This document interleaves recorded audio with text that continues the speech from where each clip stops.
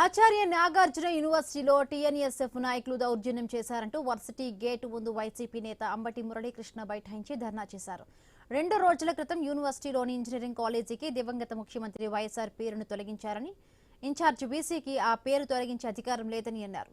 ఆ పేరును తిరిగి పునరుద్ధరించాలని వినతిపత్రం ఇవ్వడానికి వెళ్లగా టీఎన్ఎస్ఎఫ్ నాయకులు గేట్లు మూసి లోపలికి వెళ్లనివ్వలేదని తెలిపారు. వినతిపత్రం ఇవ్వడానికి వెళితే యూనివర్సిటీలో ఇంత రాజకీయం ఏంటో అర్థం కావట్లేదన్నారు.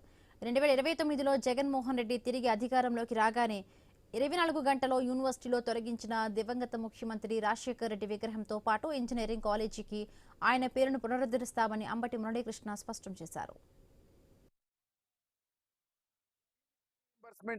ఇత్యాది కార్యక్రమాలు హాస్టల్ వసతులు కల్పించినటువంటి పేదవానికి చదువు అబ్బే విధంగా విద్యాదాత అయినటువంటి రాజశేఖర రెడ్డి గారి పేరును అక్రమంగా తొలగించడం తప్పని మేము వీసీకి రిప్రజెంటేషన్ ఇవ్వాల్సి వస్తే మరి మెయిన్ గేట్లు మూసేయడం, తెలుగుదేశం చెందినటువంటి గూండాలు ఈరోజు నా కారు మీద వైఎస్ఆర్ కాంగ్రెస్ పార్టీ కార్యకర్తల మీద, విద్యార్థుల మీద దాడి చేయాలని ప్రయత్నం చేయడం ప్రజాస్వామ్యానికి సిగ్గు చేయటని చెప్తా ఉన్నా.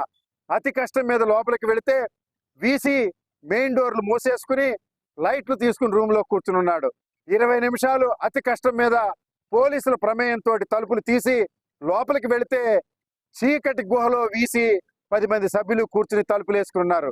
నేను వెళ్ళిన తర్వాత లైట్లు వేసి మీరా అని చెప్పి రిప్రజెంటేషన్